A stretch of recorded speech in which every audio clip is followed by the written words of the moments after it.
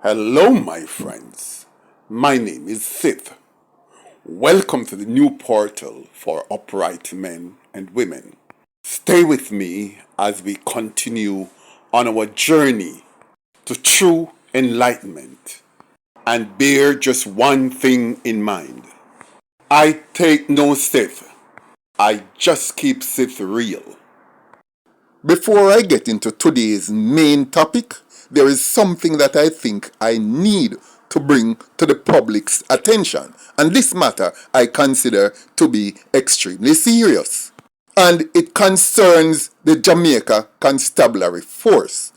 And they're breaking the law every single day, impeding pedestrian traffic in downtown Kingston and acting with total impunity and with total disregard for pedestrian or other public safety.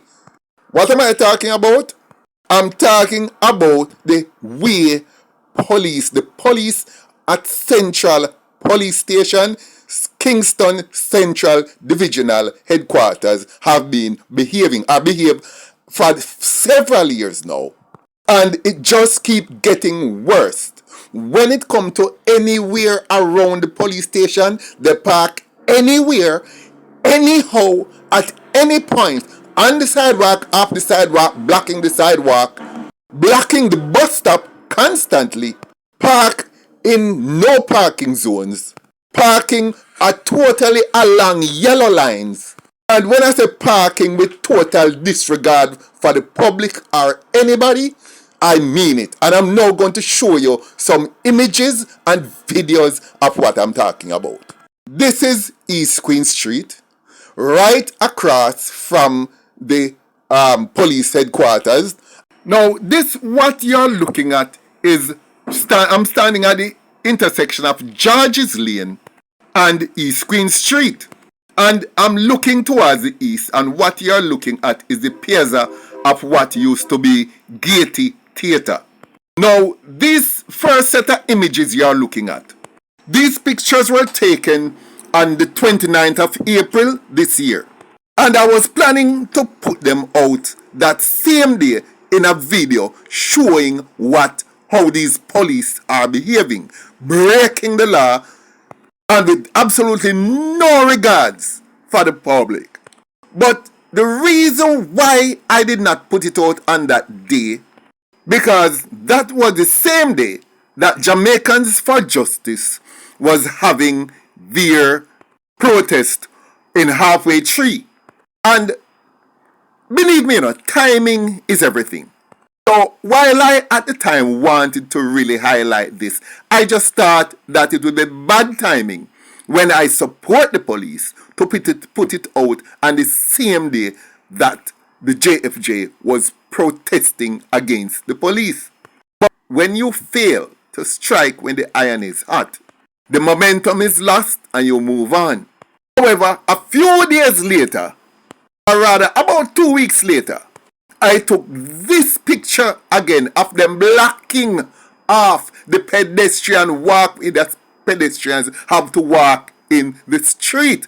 And I took out my camera again and I made a note of it. And this is what these people do, these police at Central Police Station.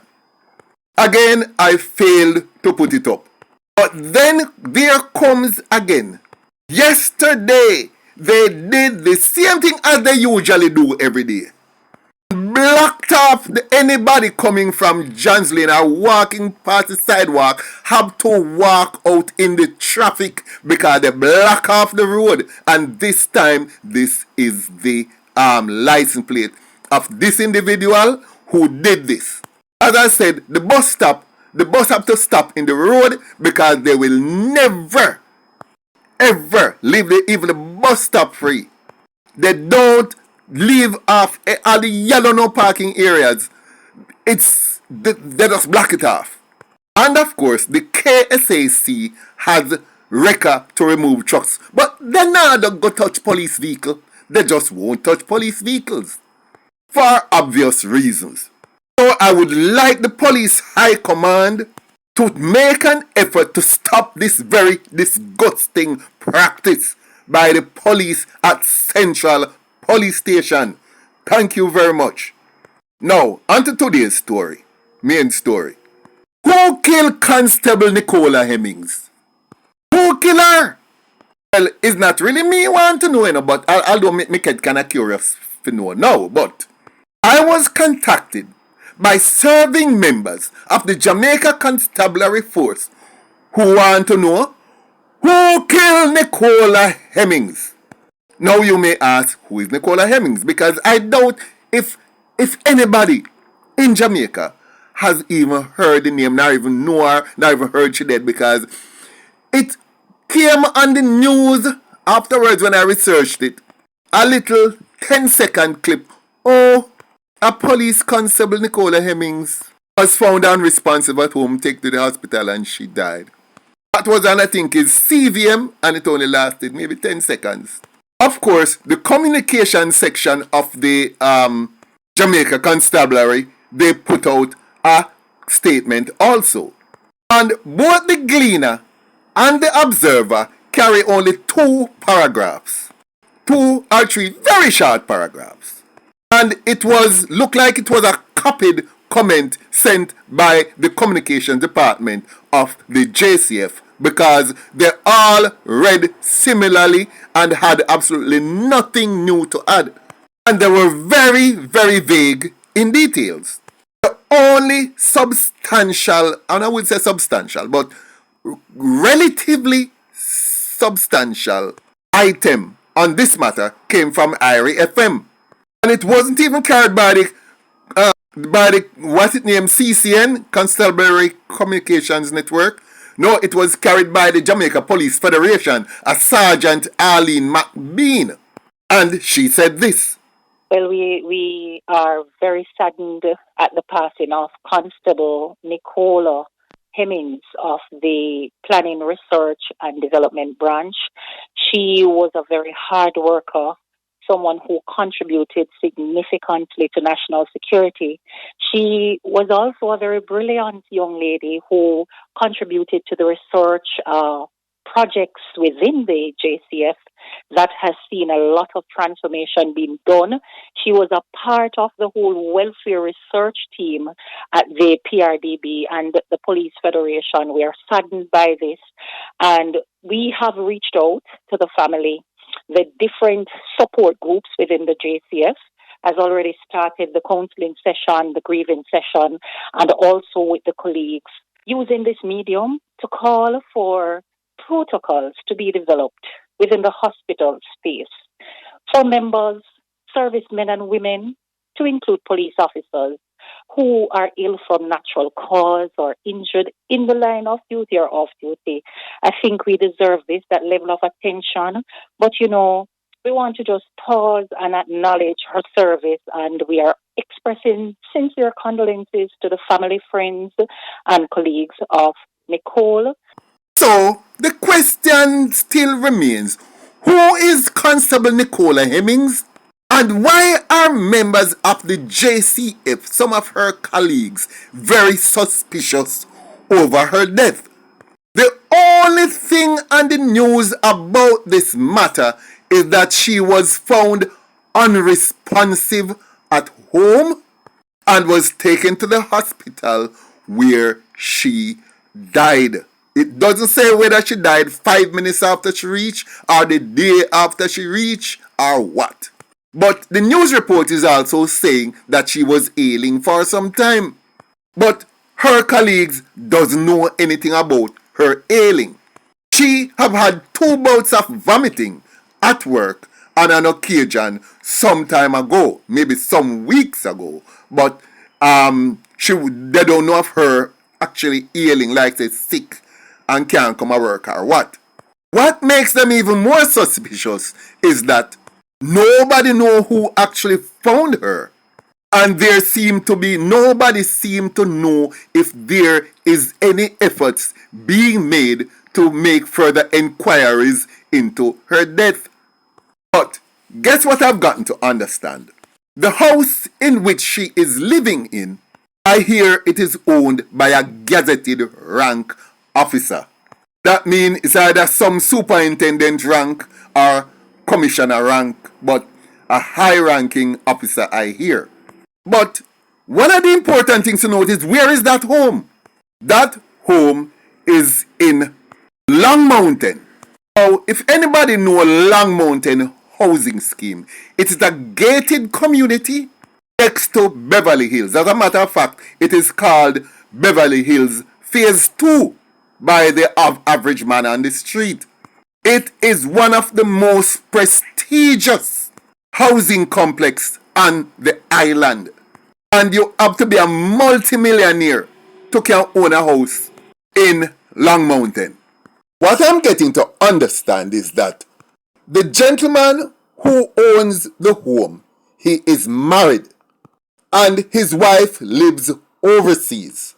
They seem to be going through some kind of divorce or some separation or something, and the wife needs the house. It has been brought to my attention. There have been some kind of wranglings and tanglings pertaining to the property, and there is some animosity to do with the wife and Nicola. And there might be some truth to that. Here's the reason why. A constable could never get a mortgage for a house in Long Mountain. And a constable's pay, she could never get a mortgage for the back porch of a flat in Long Mountain. Though, according to what I'm hearing, she was getting a corporal's pay. Even though she didn't have the rank, she had been getting a corporal's pay now for at least 3 years. But she hasn't gotten promotion. But I hear that she was possible due for promotion, and in another round of promotions coming up this October. What her colleagues want to know is, who found her unresponsive in the 10 o'clock bells on that morning? Nobody seemed to know. When they inquire, nobody seemed to want to. It's kind of a hush-hush thing. One colleague is even suggesting if she was shot.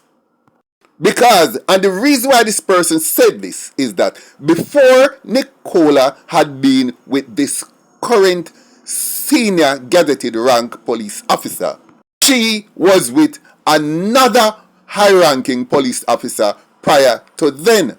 And I don't know what had caused that breakup, why she had moved on, but somehow it is said that that individual had not been taking it lightly or taking it easy.